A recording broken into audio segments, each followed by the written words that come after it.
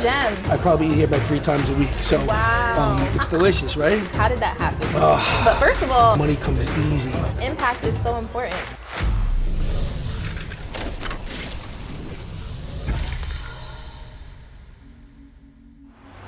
Welcome back to Tasting New York. Today we are at Chop Shop, which is located on the North Shore of Long Island in Smithtown.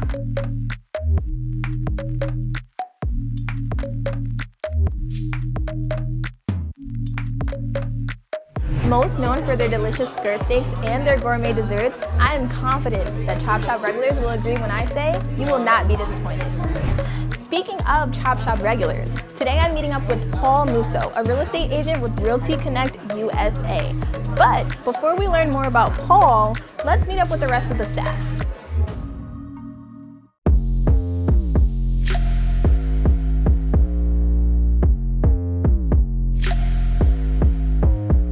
My name is Jose. I've been here for 13 years. I started working here in 2009. I started as a busboy. After a year, they promoted to be a food runner. And then I worked as a food runner for 2 years. And then I became a server.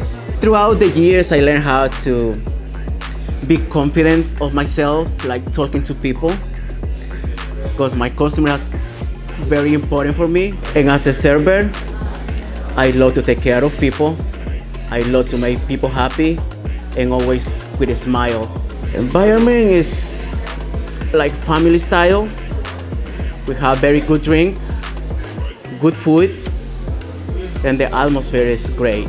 Favorite item in the menu is the skirt steak, which is very good. The potato hash, the marinated, the creme brulee is great. I like the caramelized sugar on top. It's just so crispy. And it's delicious. I will recommend that for everyone. Oh, hi. How are you, kiddo? Nice to meet you. How you doing? Savannah. Awesome. So this food is looking so good. What do you have over there? I got some fancy soup for today. Soup of the day. Looks delicious, right? Seafood chowder, right? Yes. Nice. Okay, and I am actually going to be trying the skirt steak because I heard it was like one of the most popular. Delicious. Skirt steak here is phenomenal. Yeah, Phenomenal. and it comes with some garlic mash, and I have my vegetables, so I'm excited. Good stuff. Yeah, delicious, guys. Delicious. So let's get into this food, but also let's get into knowing more about you. But first of all, before we get to that, how did you find out about this spot? The Chop Shop? Yes. So I've been around Smithtown a long time. I've frequented this place for years, and I took a little bit of sabbatical, and then about a year and a half, 2 years ago, I actually met the owner, a young gentleman, 28 years old. I think he purchased the place about 4 or 5 years ago. Okay. He came here as a kid, and he's that beautiful, like a typical, like beautiful immigrant story. And a kid comes from the country. He had an opportunity to come to run this location, and with him and his uncle. And 5 years later, they've reestablished the Chop Shop, and the food's delish. And I frequent here. I probably eat here about 3 times a week. So this is like my little haven. It's perfect. The food's delicious. And he actually told me, Aaron, right? Yep. He actually told me that you were one of his best friends. Yeah. So I'm wondering about that story. Like, how did that happen? We started. I came here one day, and I just started. I didn't know who he was, and we just had a good conversation. And I have a soft spot. Both my parents were immigrants to this country, so when I hear stories of people that migrate to this country and didn't know the language and didn't know anybody when he got here, he was a kid. He left his country, as like my father did, and my father came here, didn't know a soul, and he started an opportunity for himself, and he got involved in this restaurant, and we met here one day, and it's been about a good year now, year and a half, and we trained at the gym together, and so he's a good kid. He's got a good heart. We just got done recently doing a great event here that we did for some local children. Okay. And he donated his facility for the night, and it's been a good. He's just got a good heart. He's great for the community, and I consider him one of my best friends. You mentioned that your parents were also immigrants. Yes. So tell me more about like your family. Where are you from? What are your roots? Mom and dad immigrated to this country going back in 1970. Both Italian. Okay. You know, it's a typical story where they didn't know anybody. My dad didn't know a soul, and I had great stories of my father, how he has to walk to work, no car, no nothing, took the bus. And I grew up in Brooklyn. I went to school in Brooklyn, and then from Brooklyn I came out when I was 15. So when I hit the school district here in Long Island, I was 15, 16. Yeah. It was a little bit of a culture shock. It wasn't, you know, a kid coming out of Brooklyn, coming to Long Island. Yeah. It's a little bit. It was a little comfortable. You know, I run at a different speed coming from the city. Yeah. And it was a lot slower here. I believe the people I friended when I came here from Brooklyn kept me out of trouble. So we leave high school in June? What's February? June. Just about, yeah. So I was 17, and I was in a position where I made the big decision to go into the military. So I graduated high school, and I on my 18th birthday, I entered into the United States Army, and I left. I did my boot camp, and I spent time in Fort Leonard Wood, and so it was a good 6 years, and it's one of those things that I believe that I wish everybody would do. You know, the military is one of those you know, uncharted conversations at times, but you know, our country gives us a great opportunity. This country gave my parents a great opportunity. And this country gave the majority of people that come to it a great opportunity. So it was a way. I had family who passed military, so it was something that was close to my heart, and I'm happy I did it. Well, thank you for your service. You're welcome. Thank you. Yes. That's really cool to find out. I would have never guessed that about you. Thank you. Would you say that kind of like shaped your life from there? Just getting that discipline and gaining that selflessness, I would say, to kind of like really get serious about your life after that point and work it into something that not only serves yourself but other people as well. When you enter the military, it's all about the person next to you. Yeah. It's nothing about you. Yeah. And growing up from a very tight, strict Italian household, it's, you know, I'm up at 4:30 without a clock, and I'm at the gym at 5:36, and you know, I keep real tight structure to my life because it's what I like. It's how I was born. My father brought me up that way, and the military probably helped. Yeah. So is the first thing that you do when you get up is make your bed? It's funny you say it. I would never leave my house without the bed being made. And it's, you know what? There's a couple of great videos out there that talk about making that bed. Yeah. And I firmly believe.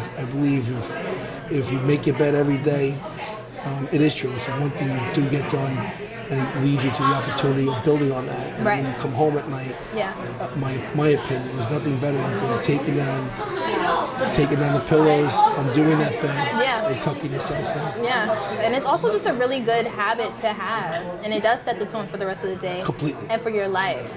This episode is brought to you by Clean 'em Up Residential and Office Cleaning Services. Finding trusted cleaners that are carefully vetted for you. Providing the highest standard in cleaning at the best price possible. Our staff is experienced and professional, dedicated and reliable. Your trust and security are our priority. We're mobile friendly and booking is easy. We are Long Island's best cleaning service.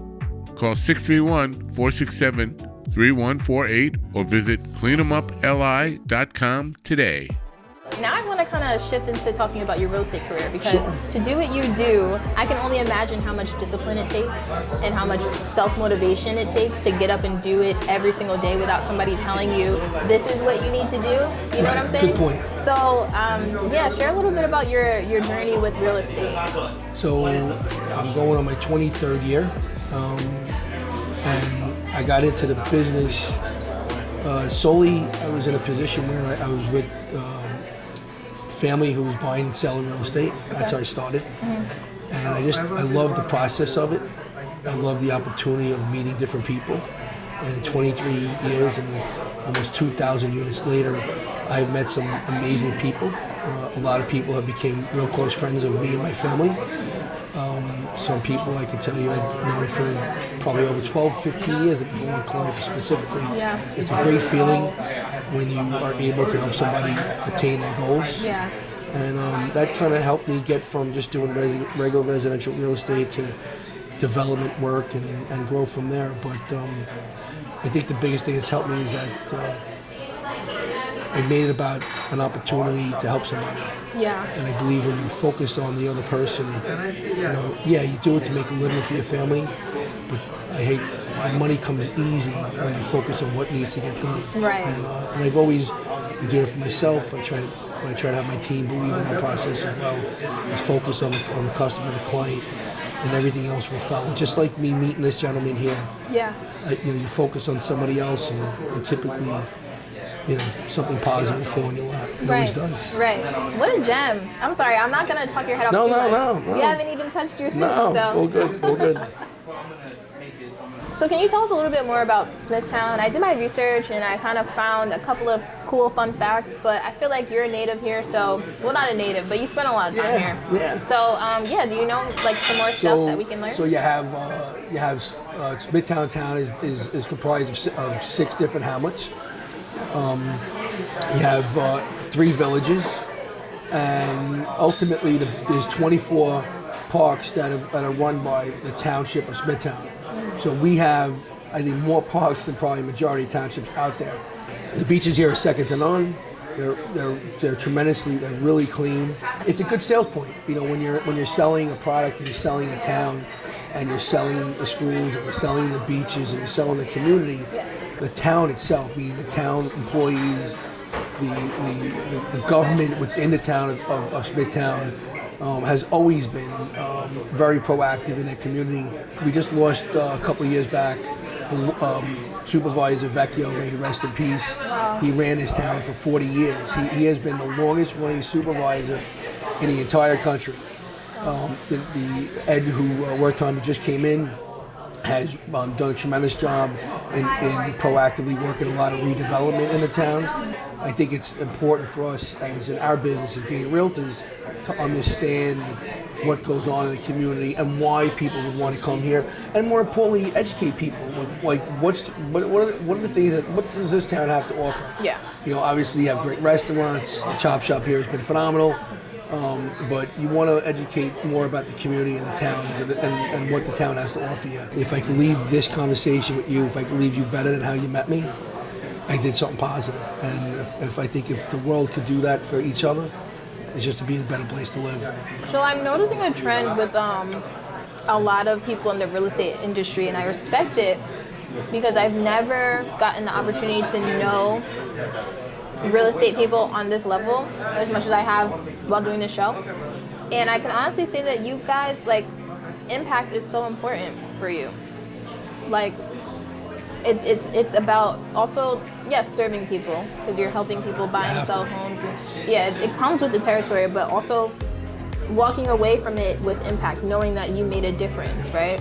And sometimes that impact could be, impact, you want it to be better, but you've situations, and not just myself, but many of us as agents, you become people's sounding board, you become their psychologist, psychiatrist, and who's dying, whose mother's dying, who's, we deal with a lot of things from day to day, and the more personal you get with a client, the more real the relationship comes. And that's what I try to establish, is a real tight relationship. If I had a client call me now and needed something, I'd have to leave here and go take care of it, because that's how I was just brought up. Yeah. Well, Paul, this conversation was really nice. I'm so glad we got a chance to chat with you. Yes. I'm so glad I got to know you more. Yes. And I'm really looking forward to the things that you're working on right now, and also just maybe we can have you again on the show. Oh my God, I'd love it. I'd love to. I love it. I appreciate it. I really appreciate it. It was great chatting with you, and I appreciate the opportunity of working with you.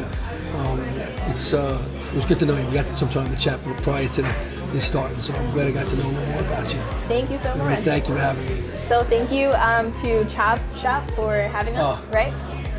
Awesome food, guys. Awesome food. Thumbs up, guys. Double thumbs up. The steak was amazing. You guys have to come. We're gonna inhale this food because my soup's getting cold. Yeah. We really appreciate you guys here. Yeah. Thank you guys for watching. Don't forget, if you enjoyed this episode, then make sure you subscribe to the channel, you give us a thumbs up, and you also drop a comment down below. And we'll see you next time on Tasting New York.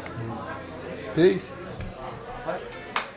Tasting New York features the best dining experiences in the New York metro area.